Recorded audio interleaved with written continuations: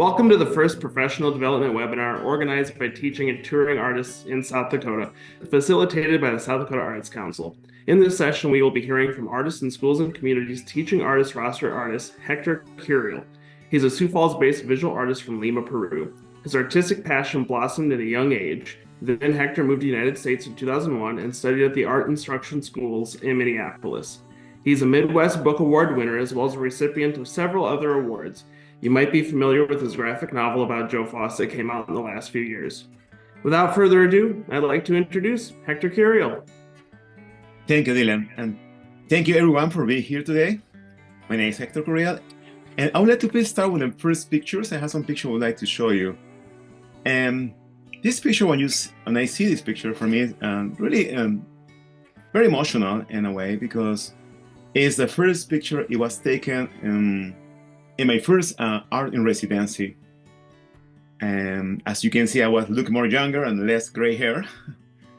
But the other thing is, the boy next to me, he reminded me myself when I was little, kind of at the same age, start my dream about becoming artist. I remember my family took me, was little, to watch my first Disney movie. And when I remember the screen open up and see those images, it was like like a life change. I was so emotional to see all those images, those characters. Remember back home and trying by memory drawing those characters I saw. And from that moment, I knew what I want to do in my life, which should be artists. So I started pretty young, and then taking some, learning some classes, and as well, I went to university in Peru. I had my degree in architect, because at that time my brother said, "Well, what kind of future you can have like an artist, and being an artist in Peru, and it's quite challenging. So why don't find something more formal, more like be an architect?" So I studied architecture, got my degree, but always my dream, my desire is be like a visual artist. So coming to United States, 2002, and then I took also classes in Minneapolis about continuing my artistic career. And by 2006, when I graduated, I said, well, I got my title, now what am I gonna do with this? Now, find some job. And I found very important for me is connections. Be connected on different organizations can help you to growing in your artistic career. I able to encounter different organizations, and one of them was the school district. And I received some invitation from some schools. They have the PTA funds to promote, to bring some artists in their schools. So that was the first time, after doing a few of those art presentations, I met a librarian who talked to me and at my first time about the AISC roster, the Artists in Residency program. I didn't know anything about it at the time, and she kind of encouraged me to apply. So that's what I did. I filled the form, and finally, I was being accepted. I still keep them with me. This is the magazine we used to produce after the celebrating of 50 years of the organization, South Dakota Arts Council. And one of those pages, they feature the new artists, and that's this picture. You see me here, and also Dylan. Are you here too? Dylan, Zach, and Michelle, and Jordan, they're part of the group. We've been accepted in 2016. So this is such an honor for me, just when I saw this magazine, this publication, and see my face and be accepted for doing this program, be part of this program.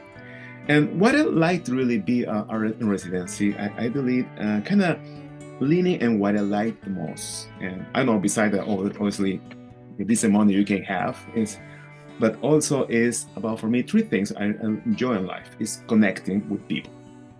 And because and through those residencies, is for me is very feel my spirit, my heart, to get to know different people, different backgrounds, different realities, experience, and feel my life pretty well, and working with kids especially as well, because kids really he high energy, your creativity, your dreams, and give me more ideas, and make me feel a better artist residencer and artist as well.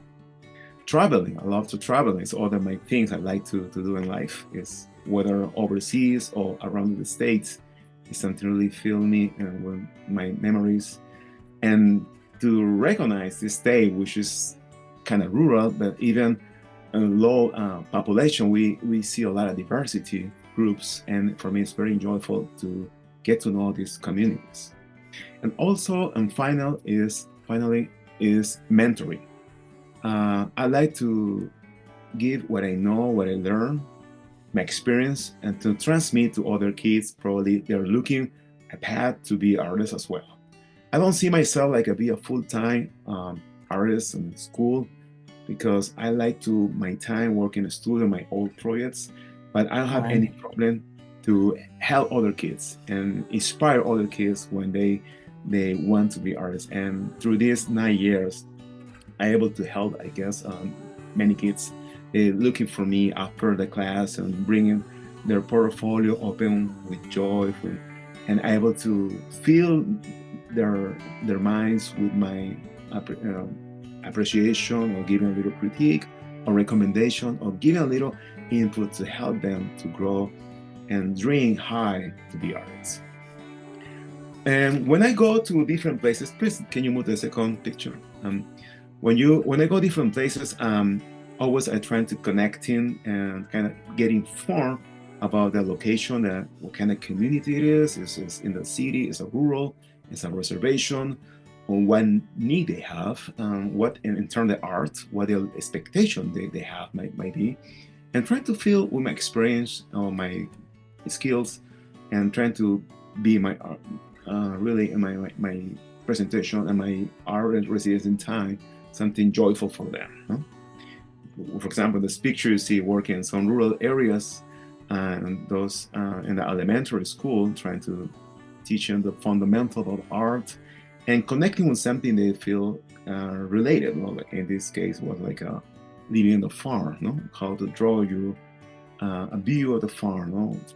The barn, the silo, the landscape, and make they feel more connecting with what they drawing at that moment. Is I trying to given my art based to the level of the kids, you know, whether working high school or working middle school, or children like this, you know, like in kindergarten or first grade, you know, trying to make it easy for them, and but still able to teach them something meaningful for them, and they can use in the future to be a better artist.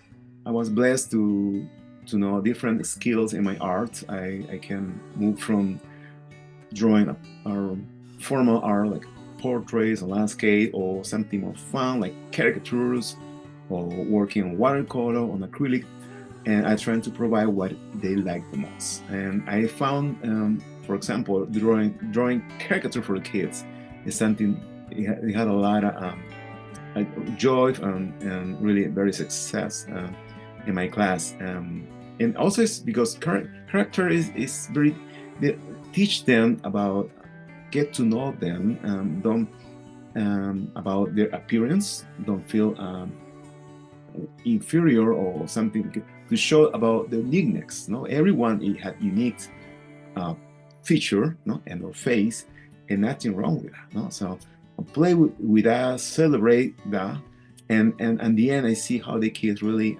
accept them without problem, no, to draw the faces in a kind of funny way. And there's some samples. You can move to the next one, please. Okay. Always, I try to reward the effort of my students. I don't really look for the best art, because I know some kids, they are artists by nature, they have the skill already. I really focus more on the effort they put in and doing their art. whether about the neatness and the art or the quality. I observe how really they are focused and trying doing the best, and I really like to reward them because it's important for me. They can know my appreciation about what they did. And how am I do that? Well, I like to drawing caricatures for them, special caricatures I do for those winners. Or sometimes I buy some art supplies. I had something I found, and when I go to Minneapolis and able to bring to the classroom to the best students.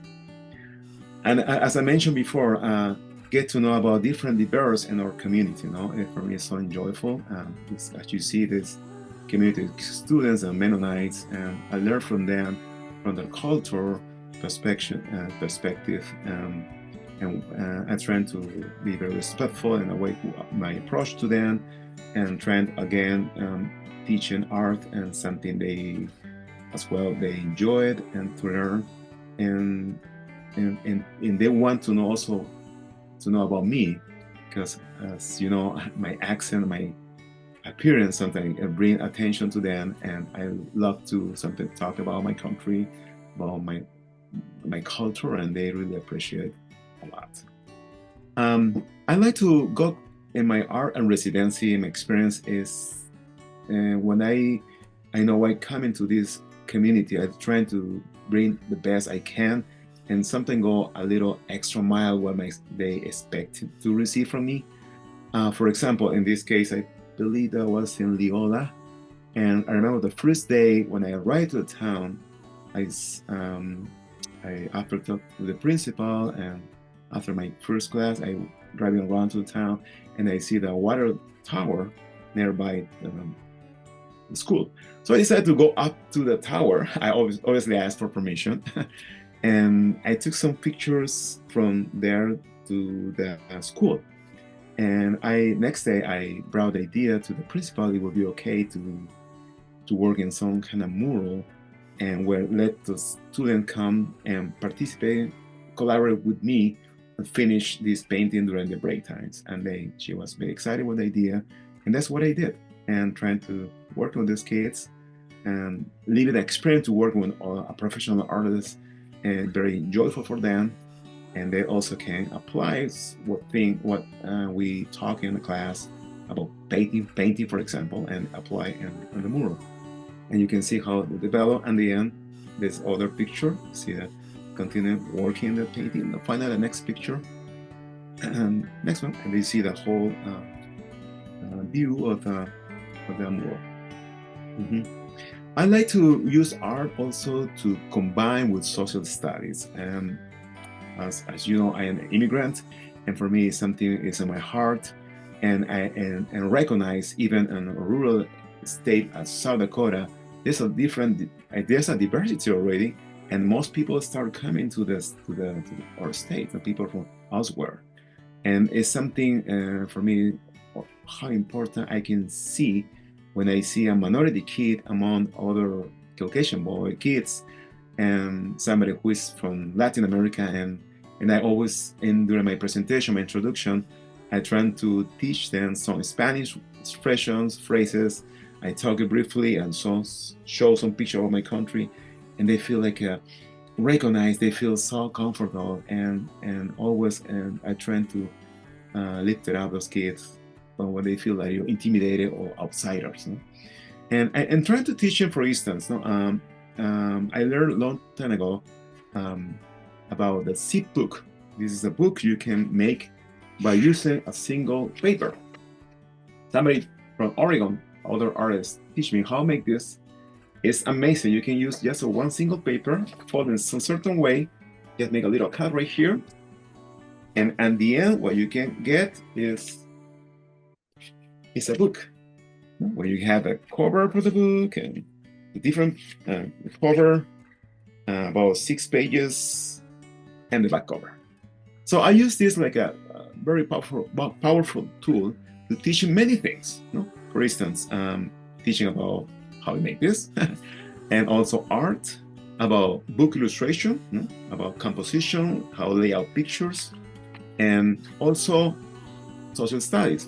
In that case, I talk about origins, to show the fact all of we are immigrants in some way, At least you're a Native American, somebody coming from many years ago from elsewhere, And I asked the kid, what is your origin? Are you descendant from Dutch, or are you German or Norwegian?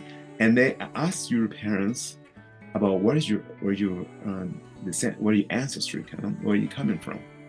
And the next day they bring me the information, and we working with a other teacher or our teacher or history, and we provide materials, and the goal is to publish, to make a picture book about your origins, and they were working in, for example, celebration in Germany, what was the most popular food or national coin or flag or something important or landmark important, and the most important landmark in Germany, for example, and things like that. So we fill this book with information about where you're from, and there's something powerful to understand that at the end we are immigrants and so on.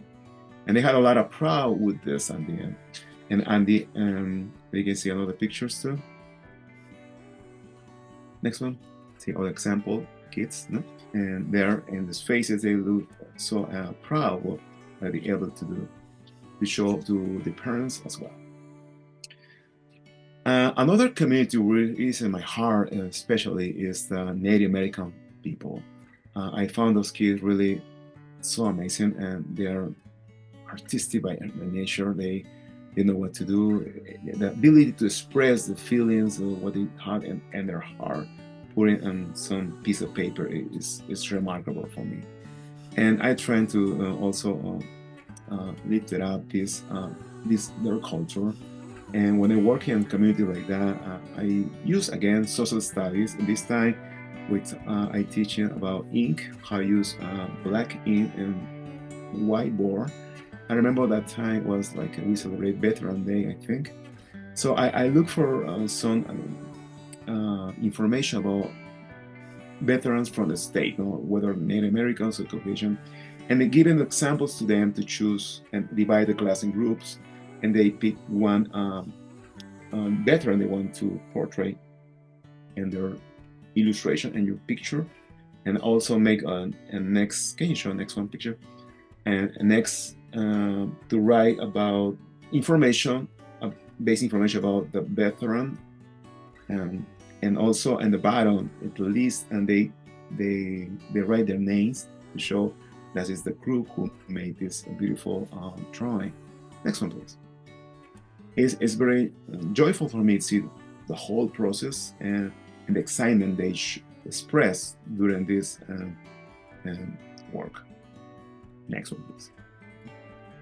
I found for me important to, in order to connect, especially with Native American culture or people, to feel accepted for them to engage with the culture. I try to participate in activities they do, and that way they let me in, be part of them, and working much better with me. I noticed that, and I remember I had opportunities to work in a couple times already on Eagle Butte, and being there for about a month each time, and participating after school. They have a wonderful culture center when they trying to promoting the language, cultural activities to the kids, to the new generations. And I assist them there, and my students see me in the classroom trying to learn Lakota or doing different. Can you put the next one, please?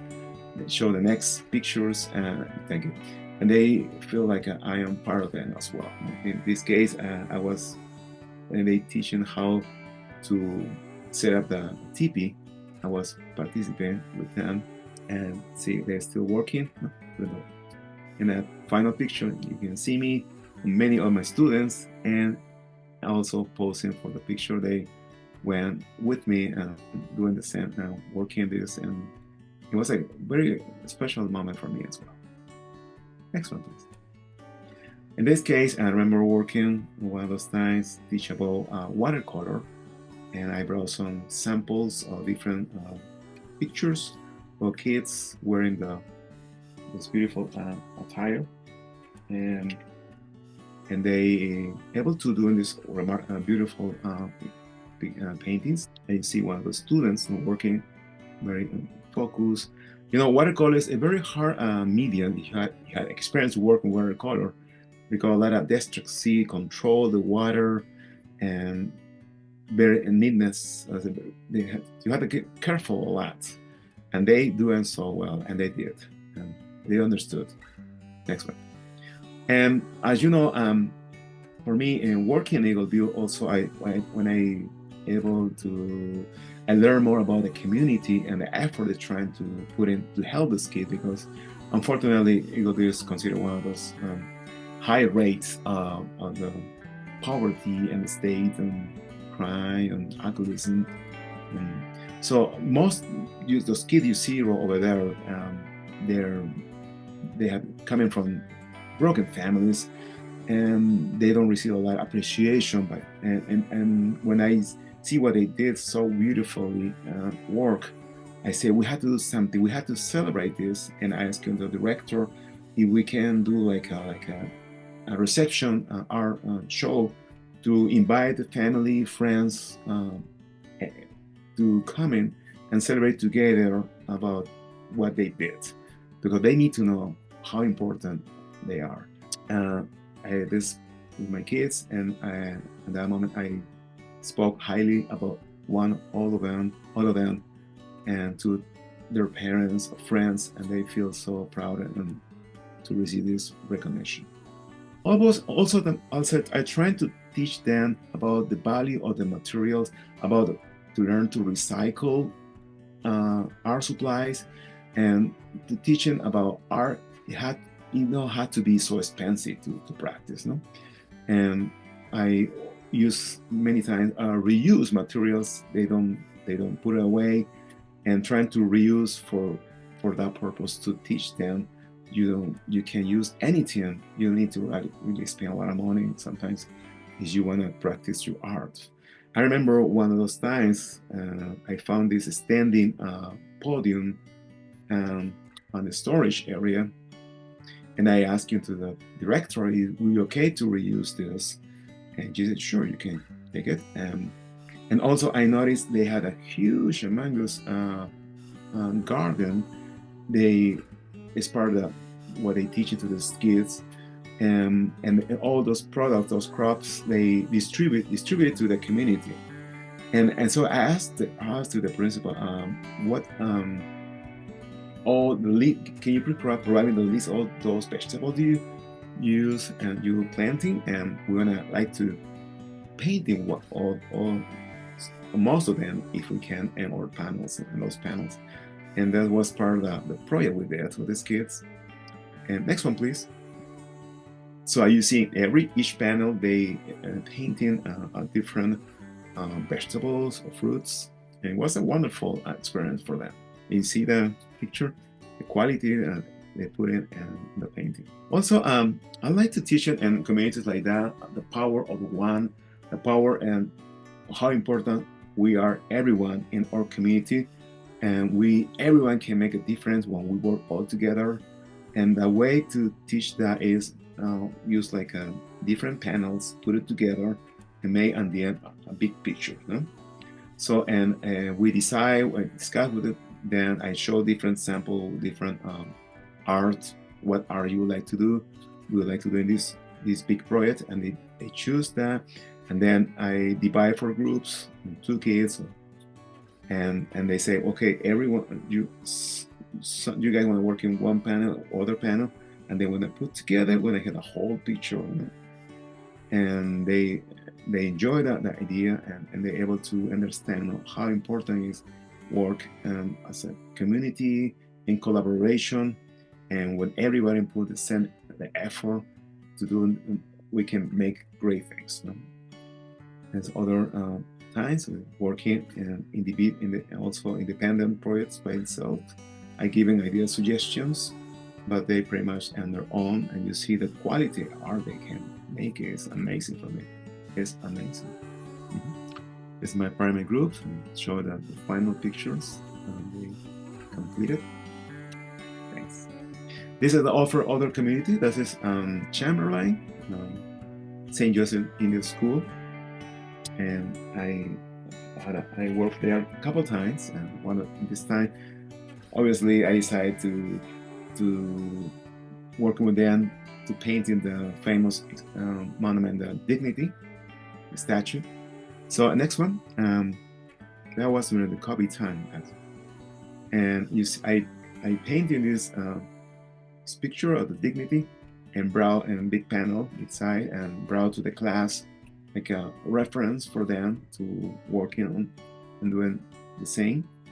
And you see what among students, obviously, you see those they're little kids, no, and I don't really value as much the finish of the work because I know they're still work and learning. But what I appreciate is the effort they put in there, the insight, the excitement, of trying to apply the process I teach them how come out with from the drawing, the sketching, and then start painting, and this is why I put in a lot of effort in this job when working with little kids like this.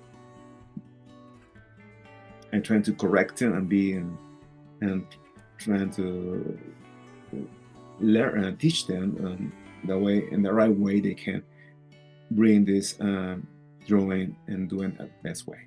But this is another time I'm working in the same school, and sometimes those hours residencies, the time is obviously changed. Something can be for a week or 2 weeks, a month, and depend how long is the resident, obviously, is the expectation and what you want to do. When I work it's just for 1 week, it's more about demonstration for me and just a little basic things about art. And when I have more time, obviously I'm more ambitious, trying to do something more deep, or maybe a collaborative project like I did in other examples. And this time wasn't only for 1 week.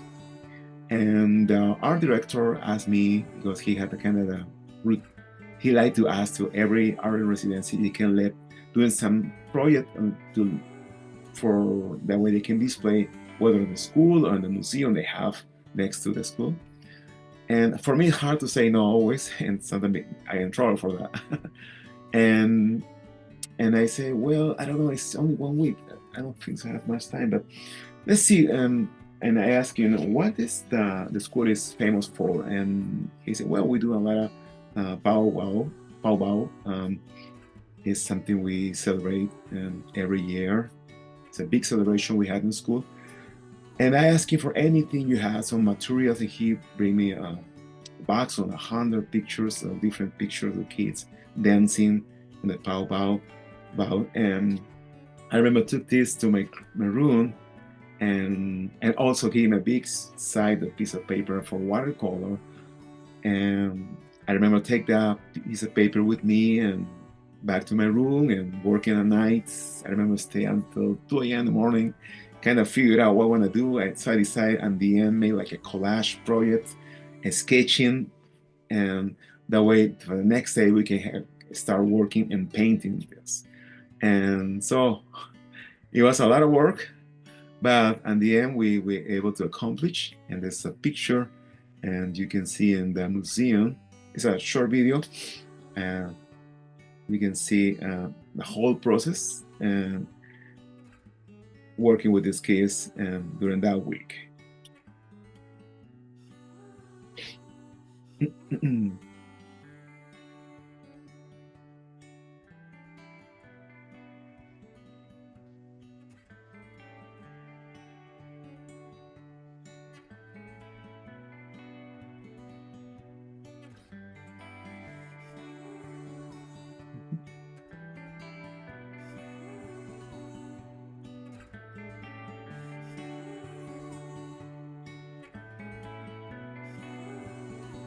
Let me tell you, working in that position for that week produced, and the end I had a lot of back pain.